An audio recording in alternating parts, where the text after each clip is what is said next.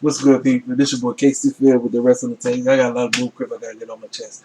First of all, this is a Slammiversary slash Extreme Rules review. I'm gonna talk about both shows, what I like, what I didn't like.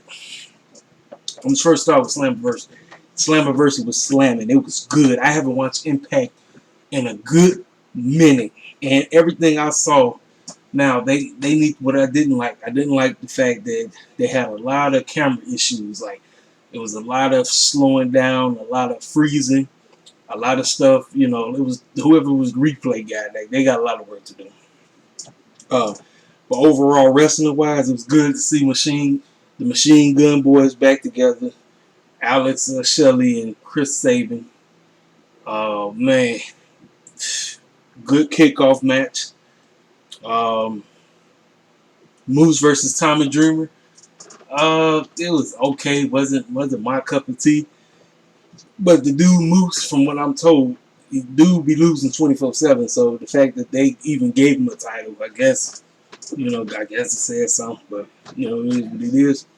Chris Bay versus Willie Mack for me was the match of the show. I love that match.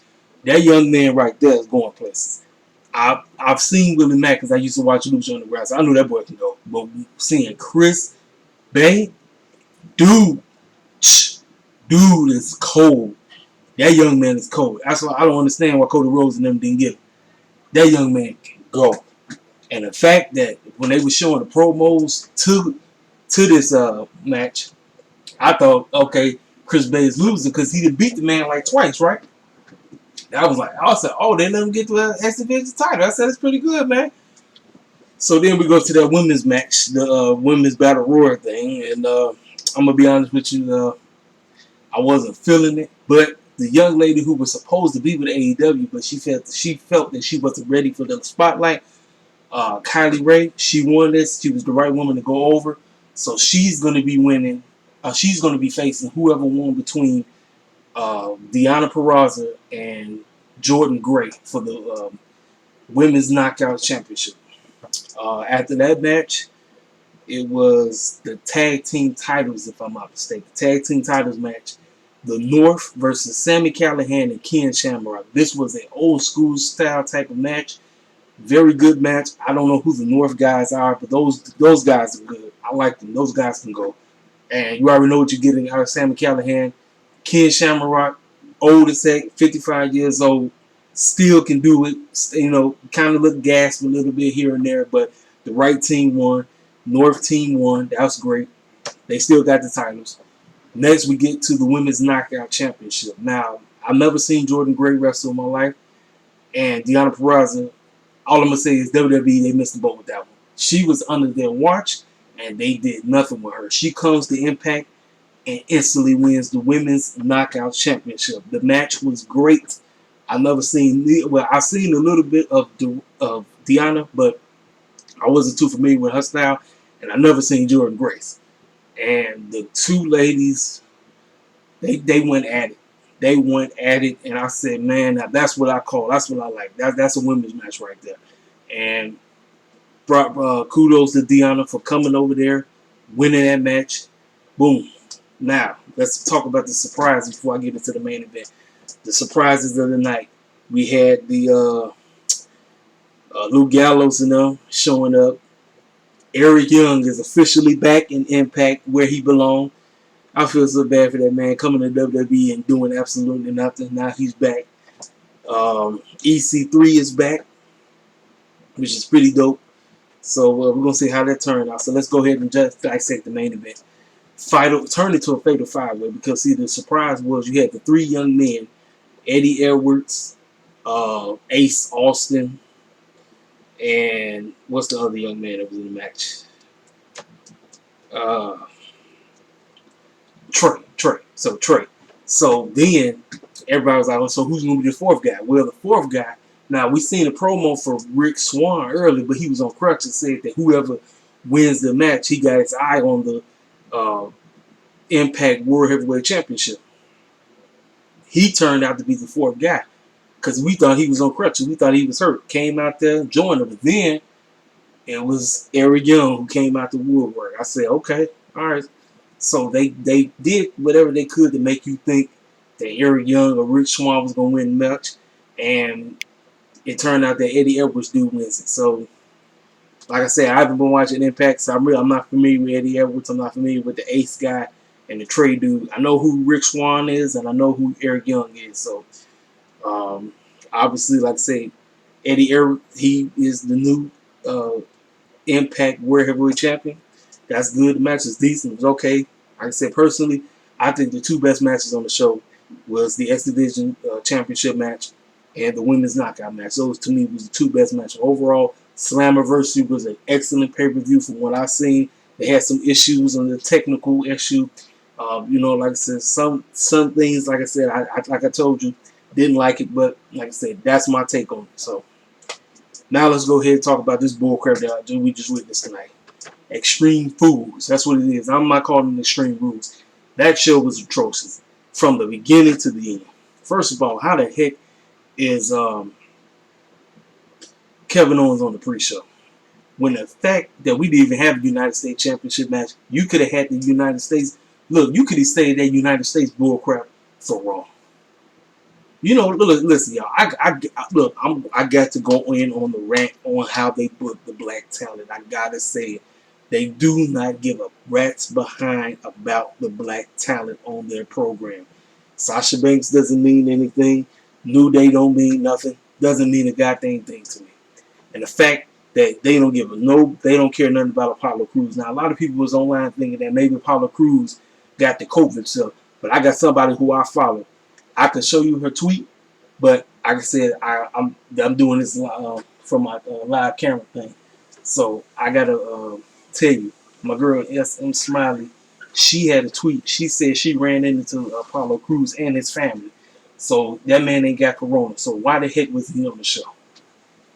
Why the clown was he not on the show? I'm trying to tell y'all. Why was he not on the show?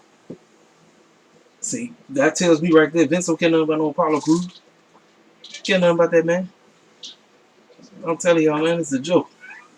But anyway, man, let's go back. So we had the pre-show. We had Kevin Owens on the pre-show for absolute no reason. Went against Murphy.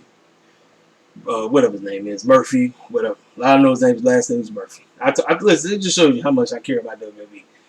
Kevin Owens wins easy. Boom. All right, we get to the main show. All right. So we get on the main show. We get to the first match. The ladies, Bayley versus Nikki. Pretty decent match. Okay match. Bayley wins by cheating. She has Sasha help her out. She retains the title. So then we get to what I was just talking about. MVP going against Apollo Crews for the United States Championship. Apollo Crews is not there. So MVP technically is the new United States Champion with a brand new belt. Listen, like I say, y'all, I don't know what to say, man. I just don't know what to say when it comes to this wrestling bull crap. I just don't know what to say. I don't. They just don't, man. There's no creativity whatsoever. It's just lame book. I can say when it comes to us. And listen, I like MVP. Like I said, I think this helped Bobby Lashley a lot, but still doesn't mean nothing to me. Bobby Lashley came back for absolutely no reason. You treated this clown like a complete clown for 4 years, and now you want us to think that he's a serious threat. It doesn't work like that, man. This is what I say. They don't know how to book black talent. They just don't. I be trying to tell y'all fools every day. When it comes to us wrestlers in the wrestling business, for some weird reason, when we go work for white wrestling corporations, they don't know how to book black talent. That's just how it is. They don't. They can claim they do, but they just don't. And so, like I say, all right, big whoop, boom. So then, let's see what else happened on this garbage show.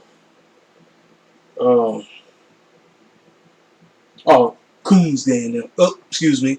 We had Coonsday and them taking on Cesaro and Nakamura. Y'all, the tag team division is a joke. Like I said, listen, y'all, the New Day is just listen. I know some of y'all love the New Day, and I'm not even talking about the white talent or the white fan base. I'm talking about the brothers and sisters right now.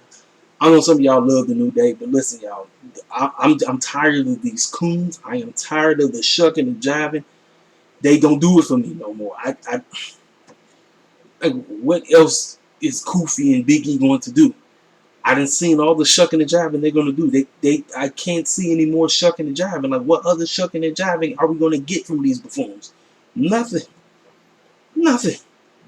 So these buffoons, they had a tables match, and then you know the name, you know the game in wrestling. If most of the time, if you're setting a trap, you're going through that trap. Kofi out here talking about, you brought this on yourself. You done brought this on yourself. Yeah, he was talking to himself and he said that. Big E and Kofi put them stupid tables on top of one. I said, man, one of them was going through that thing. You already know. And sure enough, Kofi went through that, laying there like he was dead. Big E was knocked out somewhere. And now you have Nakamura. And plus, they put this energy out there. They said Nakamura has never won the tag team title before. So they was telling you who was going to win the match. So there you have it. Nakamura and Cesaro are your new SmackDown Tag Team Champions. Big whoop. The tag team division is trash on Raw and SmackDown.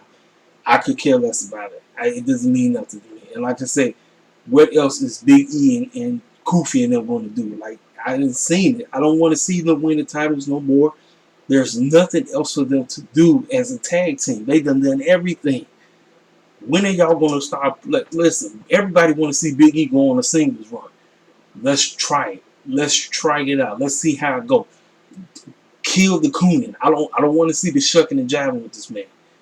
I don't want to see it. It's not my cup of tea. I don't want to see the shucking and jiving with Big E and them no more. I want to see Big E pushed as a legitimate threat, and he doesn't have to be a heel. A lot of people want to see Big E. That's what it always is when it comes to our talent. Like, we got to be pushed as heels all the time in order for somebody to like us. And then when we get pushed as baby faces, we always shucking and jiving. I'm like, I don't want to see that bull crap, man. I'm tired of it. It's the same bull crap over and over again. So, like I say, you know, New Day, what are they going to do? It's nothing. It's nothing for them, man. Nothing. So, I'm trying to think. Is there anything else before I get to this disgusting match that we had? Yeah. All right, let me go ahead and talk about it. The disgusting match, that so-called eye for an eye match. You know, I had a feeling the man wasn't going to win, and sure enough,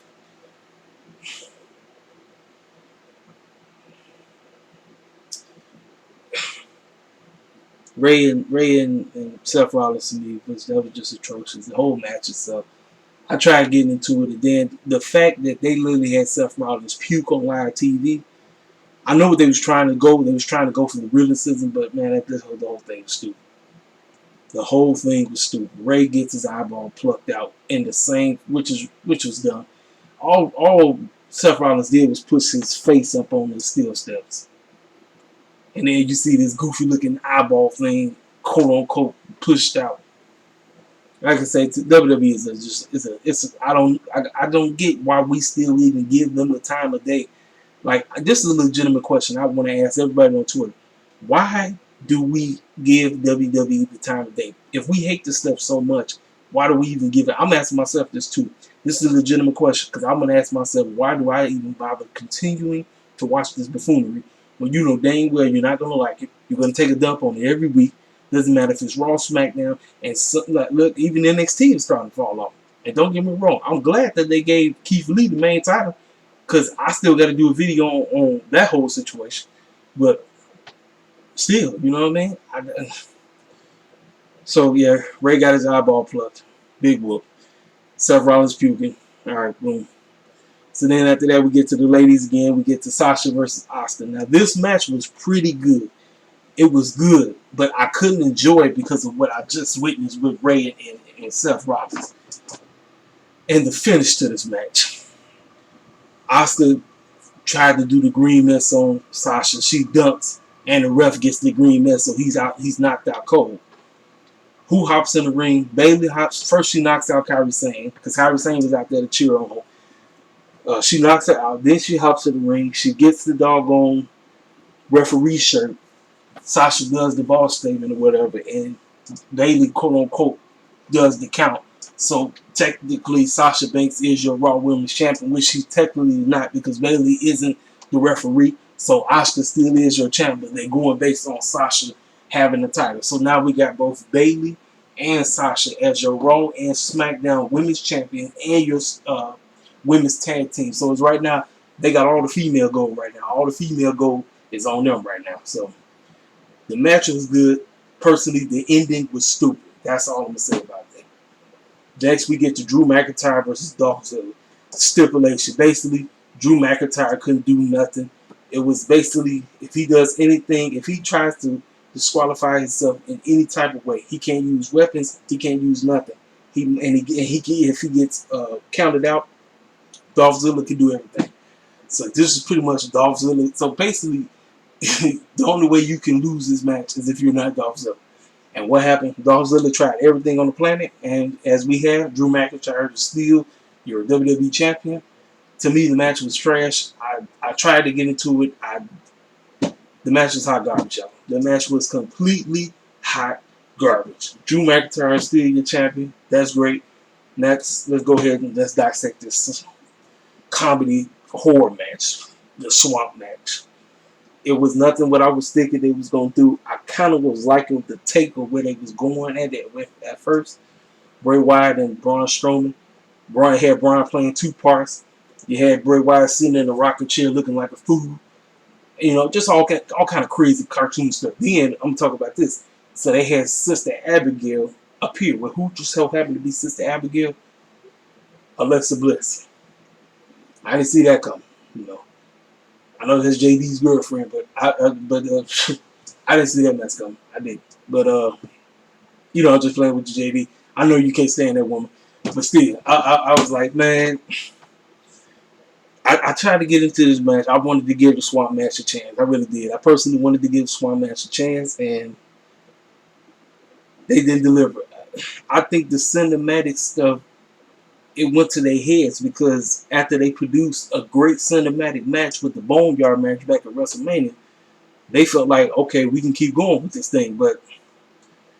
And listen, Bray Wyatt is an excellent creator because some of the stuff he was coming up with, I liked it. Like, I liked a lot of the stuff that they was doing, but still, the match just didn't do it for me, man. So, I guess Bray Wyatt won because when he pulled him in the swamp and then he popped up as the Fiend, so Bray Wyatt wins. No title was on the line or nothing like that. So at the end of the day, what did I give Extreme Rules for? Oh, and Slammiversary, I gave Slammiversary 8 out of 10. Extreme Fools, I give Extreme Fools 4. No, do I give it? No, I can't even do that. I give it a 1 out of 10 for me. 1 out of 10. Extreme Fools, Slammiversary 8 out of 10. That's my review. All right, fellas, ladies. Y'all take it where y'all is. If y'all liked all the stuff, let me know what y'all feel about Slammiversary and Extreme Fools.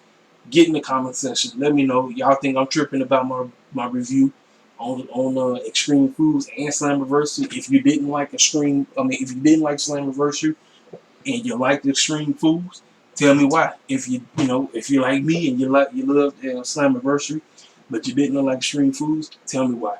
This your boy Casey Field with the rest of the takes. I'll let me.